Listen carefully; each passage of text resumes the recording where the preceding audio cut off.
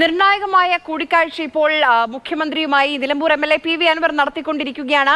ഗുരുതരമായ വെളിപ്പെടുത്തലുകൾ കേരള രാഷ്ട്രീയത്തെ തന്നെ കോളിളക്കമുണ്ടാക്കിയ ഗുരുതരമായ വെളിപ്പെടുത്തലുകൾ, ആരോപണങ്ങളൊക്കെയാണ് കഴിഞ്ഞ 2 ദിവസം വാർത്താ സമ്മേളനത്തിൽ എം.എൽ.എ. ഉന്നയിച്ചിട്ടുള്ളത്, പി.വി. അൻവർ ഉന്നയിച്ചിട്ടുള്ളത്. അതുമായി ബന്ധപ്പെട്ട തെളിവുകളടക്കം മുഖ്യമന്ത്രിക്ക് കൈമാറുമോ എന്ന് ഇനി അറിയേണ്ടതുണ്ട്. അമൽ തേനമറമ്പിൽ തുടരുന്നുണ്ട് നമുക്ക് ഒപ്പം സെക്രട്ടേറിയറ്റിന് മുന്നിൽ നിന്ന്. അമൽ, എല്ലാ കണ്ണുകളും അവിടേക്കാണ്. ഈ കൂടിക്കാഴ്ചയ്ക്ക് ശേഷം പി.വി. അൻവർ എന്ത് പറയും?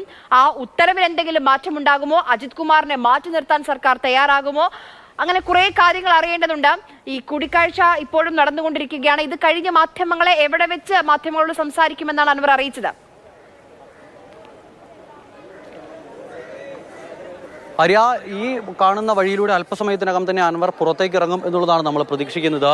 അൻവർ മുഖ്യമന്ത്രിയുമായി കൂടിക്കാഴ്ച നടത്തുന്നുണ്ട്. ഇവിടെ വന്നെന്തായാലും ഒരു പ്രതികരണത്തിലുള്ള സാധ്യത നിലവിലില്ല. ഇവിടെ നിന്നും പോയപ്പോൾ അൻവർ പറഞ്ഞത് എം.എൽ.എ. ഹോസ്റ്റലിൽ വെച്ച് മാധ്യമങ്ങളെ കാണാമെന്നൊരു അറിയിപ്പാണ് അൻവറിനൊപ്പമുള്ള ആളുകൾ നൽകുന്നത്. അങ്ങനെയെങ്കിൽ ഇവിടെ വെച്ച് ഒരു പ്രതികരണം ഉണ്ടാകില്ല എന്ന് നമുക്ക് ഉറപ്പിക്കാം. മാത്രമല്ല, ഇത് ഹൈ സെക്യൂരിറ്റി ഏരിയയാണ്. ഇവിടെ ഒരു മാധ്യമങ്ങളെ കണ്ടാൽ വലിയ തിരക്കുണ്ടാകും. സ്വാഭാവികമായും ഇവിടെ നിന്നും എം.എൽ.എ. ഹോസ്റ്റലിൻ്റെ അവിടേക്ക് പോകണമെന്നൊരു നിർദ്ദേശം ഇവിടുത്തെ പോലീസുകാരും നൽകാനുള്ള സാധ്യതയുണ്ട്. ഇവിടെ വെച്ച് എന്തായാലും പ്രതികരണം ഉണ്ടാകില്ല. പക്ഷേ ആ പ്രതികരണം എന്തായാലും എത്ര സമയം കാത്തിരുന്നാലും വലിയ ആകാംക്ഷയോടുകൂടിയാണ് കേരളം കാത്തിരിക്കുന്നത്. അൻവറിന്റെ പ്രതികരണം എന്താകും എന്നുള്ള ഇതറിയാൻ. ഇപ്പോൾ നിലവിൽ പ്രഖ്യാപിച്ചിരിക്കുന്ന അന്വേഷണത്തിൽ അൻവർ തൃപ്തനാകുമോ എന്നുള്ളതാണ് ഏറ്റവും പ്രധാനപ്പെട്ട ചോദ്യം. അതോ ഇനി അൻവറിന്റെ രണ്ടാം ഘട്ടം, ആദ്യഘട്ടം ഇന്നലെ തീർന്നു എന്ന് പറഞ്ഞു നിർത്തി അൻവർ ഇന്ന് രണ്ടാം ഘട്ടം തുടങ്ങുമോ എന്നുള്ളതൊക്കെയാണ് അറിയേണ്ടത്. കൂടുതൽ വെളിപ്പെടുത്തലുകൾ ഉണ്ടാകുമോ എന്നുള്ളതാണ് അറിയേണ്ടത്.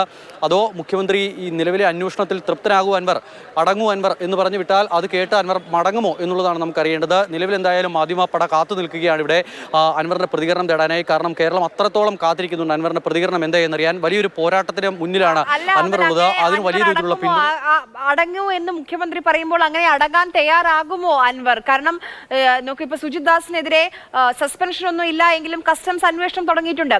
സ്വർണ്ണക്കടത്തുമായി ബന്ധപ്പെട്ട് അജിത് കുമാറിനെതിരെയും അൻവർ ആരോപണം ഉന്നയിച്ചിട്ടുണ്ടല്ലോ.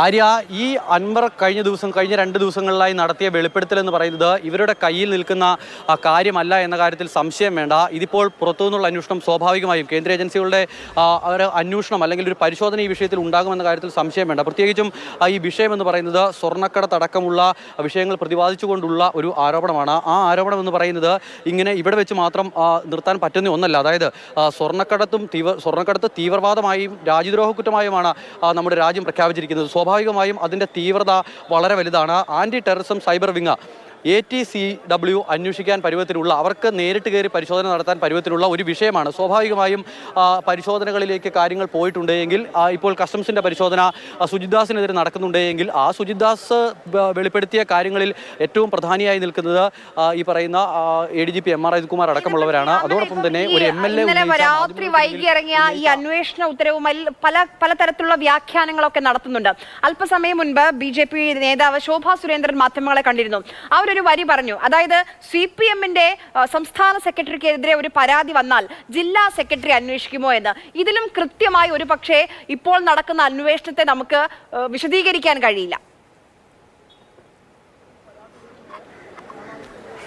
ശരിയാണ് ആര്യ, അത് കൃത്യമായൊരു ഉദാഹരണമാണ്. അതുതന്നെയാണ് ഇവിടെ നടക്കുന്നത് എന്ന കാര്യത്തിലും സംശയം വേണ്ട. പക്ഷേ ഇവർ സാങ്കേതികമായി പറയണമെങ്കിൽ പറയാം DGPക്കാണ് അന്വേഷണത്തിൻ്റെ ചുമതല എന്നുള്ള കാര്യം. പക്ഷേ ആ DGPക്ക് മുകളിലുള്ള സൂപ്പർ DGPയാണ് MR അജിത് കുമാർ എന്ന് നിരന്തരമായി അടക്കം പറച്ചിൽ നടത്തിയിരുന്നു. അതിപ്പോൾ പരസ്യമാവുകയാണ്. പോലീസ് അസോസിയേഷൻ്റെ വേദികളിൽ, ജില്ലാ സമ്മേളനങ്ങളിൽ, സംസ്ഥാന സമ്മേളനത്തിൽ ഇത്തരം വിമർശനങ്ങൾ ഉയർന്നു വരികയും ചെയ്തതാണ്. അപ്പോൾ സ്വാഭാവികമായും അജിത് കുമാർ DGPക്ക് മുകളിൽ ആണ് എന്നുള്ള കാര്യം ഒരു MLA പോലും തുറന്നു പറയുന്നു. അപ്പോൾ പിന്നെ ഈ DGPക്ക് ഈ വിഷയത്തിൽ എന്ത് അന്വേഷിക്കാനുണ്ട് എന്നുള്ള കാര്യമാണ്. മുഖ്യമന്ത്രിയുടെ ഓഫീസിലടക്കം അല്ലെങ്കിൽ ഇത്തരം ഒരു ആരോപണം വന്നിട്ടുണ്ടെങ്കിൽ നേരത്തെ P വിജയനെതിരെ അടക്കം ആരോപണം വന്ന സമയത്ത് നടപടികൾ എങ്ങനെയാണ് വന്നതെന്ന് നമ്മൾ കണ്ടതാണ്. ഇലന്തൂർ ട്രെയിൻ ദ്വീപ് കേസുമായി ബന്ധപ്പെട്ട് അന്ന് നടന്ന നടപടികളും അതിൻ്റെ പിന്നീടുള്ള അവസ്ഥയുമൊക്കെ, ആ കേസിൻ്റെ അവസ്ഥയുമൊക്കെ നമ്മൾ കണ്ടതാണ്. അതൊക്കെ എവിടെ ചെന്ന് നിൽക്കുന്നു എന്നുള്ളതും കേരളത്തിൻ്റെ പൊതുസമൂഹത്തിനറിയാം. പക്ഷേ അന്നുണ്ടായ ഒരു ആവേശമൊന്നും മുഖ്യമന്ത്രിയുടെ ഓഫീസിനോ ആഭ്യന്തര വകുപ്പിനോ ഒന്നും ഈ ഒരു വിഷയത്തിലില്ല.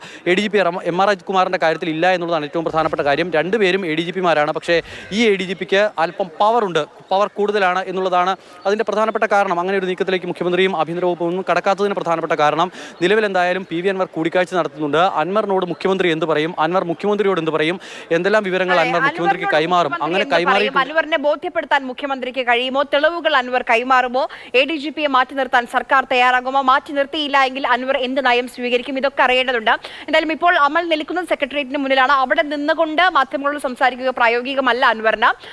ജിബിൻ കൂടി നമുക്കൊപ്പം ചേരുന്നുണ്ട്. ജിബിൻ നിൽക്കുന്ന ഈ MLA ഹോസ്റ്റലിന് സമീപത്ത് വെച്ചായിരിക്കുമോ മാധ്യമങ്ങളോട് MLA സംസാരിക്കുക?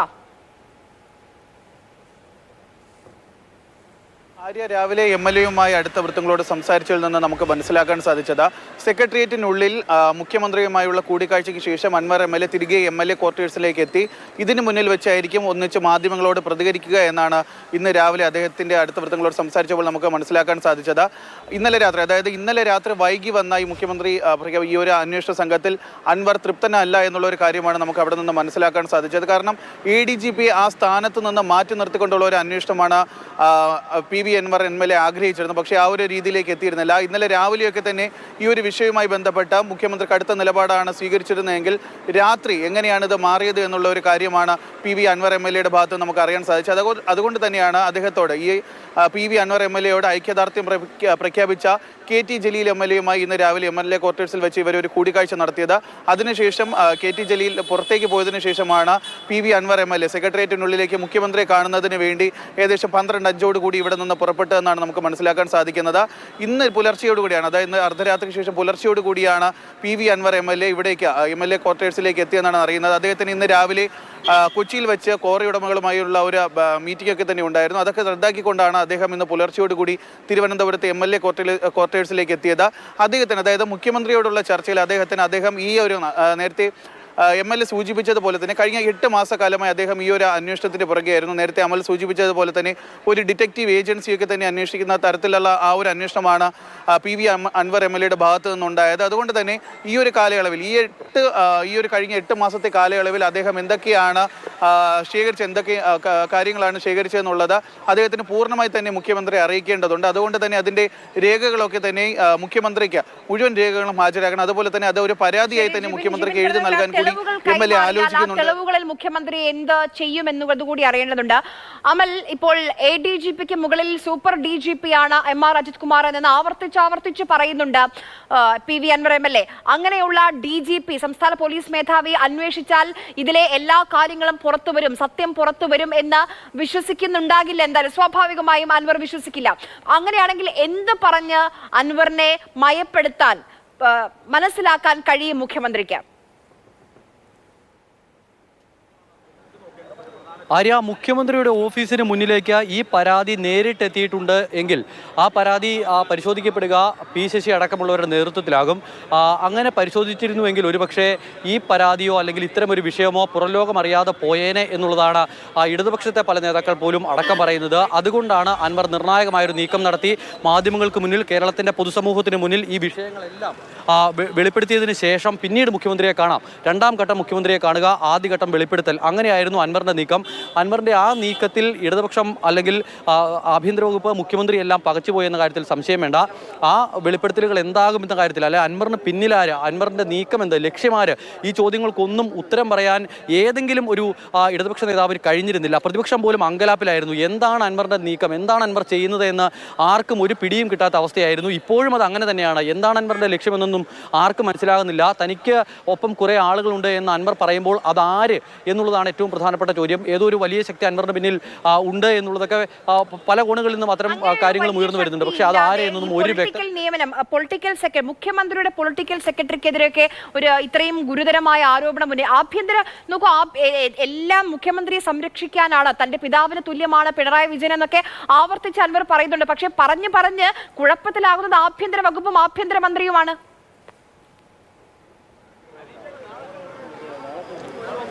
ഏറ്റവും പ്രധാനപ്പെട്ട കാര്യം PV അൻവർ ഇത്തരം വിഷയങ്ങളിൽ വെല്ലുവിളി ഏറ്റെടുത്ത് പോരാട്ടത്തിന് ഇറങ്ങുന്ന ഒരാളാണ്. അത് നമ്മൾ പല വട്ടങ്ങളിലായി കണ്ടിട്ടുള്ളതാണ്.